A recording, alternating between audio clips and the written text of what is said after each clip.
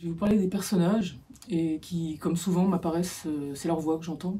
Leur voix ou un flot de conscience. Et en l'occurrence avec Milton, le premier. C'est plutôt un taiseux, il vit seul dans le désert, en Arizona.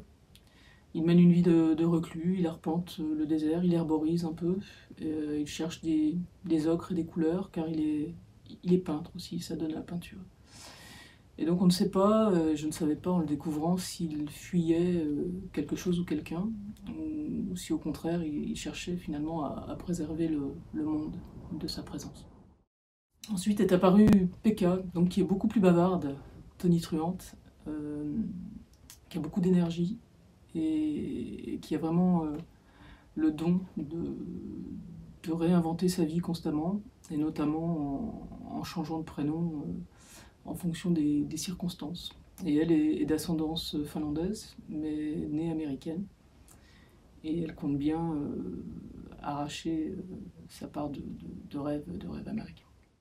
Ensuite, en lien avec Pekka, est apparu Arthur, alors qui lui est un peu différent des deux précédents personnages, car il est canadien, et il est originaire de Glass Bay, donc une petite communauté de mineurs du nord de l'île de Cap-Breton, qui est à moins de 300 km d'ici, d'où je vis, à Saint-Pierre-et-Miquelon.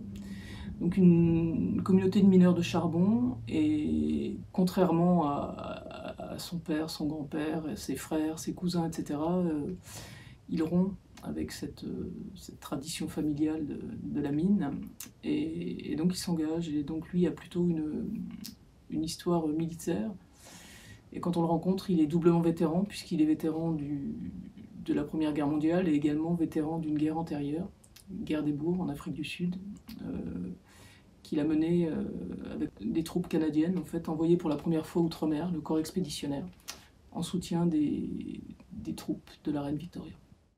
Et puis enfin, quatrième personnage principal, Nathan, donc lui, un jeune adolescent, environ 13 ans, qui lorsqu'il m'est apparu était assis en tailleur par terre, en train d'évider, dérouler des mégots qu'il avait ramassés toute la journée pour en récupérer le tabac et pouvoir rerouler des cigarettes et éventuellement se troquer ces cigarettes en échange d'un bol de soupe, et notamment dans la jungle de Hobo, où il vit momentanément.